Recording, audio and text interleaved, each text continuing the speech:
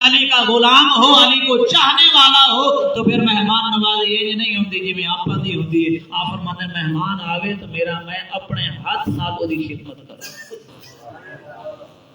طریقہ پوچھی گئی طریقے لیے آپ فرمایا طریقہ لے ہے کہ علی چاہتا ہے گرمی بھی شدید ہوئے، موسم بھی بڑا گرم ہوئے، رمضان بھی ہوئے تو میں نے روزہ ہوئے، ٹھنڈے موسم میں اگر علی نو منن والا روزہ نہ رکھے، بارے کے موسم میں بھی اللہ نے کیسا ماحول بنا چھڑیا تے مڑ بھی آکھے کہ میں نعرہ تا علی دا لینا، نعرہ تا نبی دا لینا،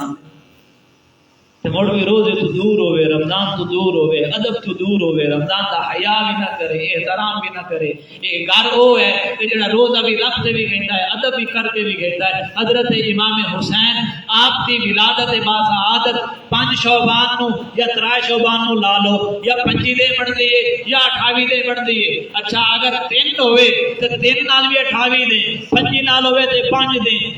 5 نو ہوئے تو 25 دے، تے 25 دین دی عمر ہوئے تو پھر آپ فرماتی ہیں سیدہ زہرا سلام اللہ علیہا کہ یہ میرا شہزادہ سارا دن رمضان میں میرا دودھ نہیں پیتا تھا،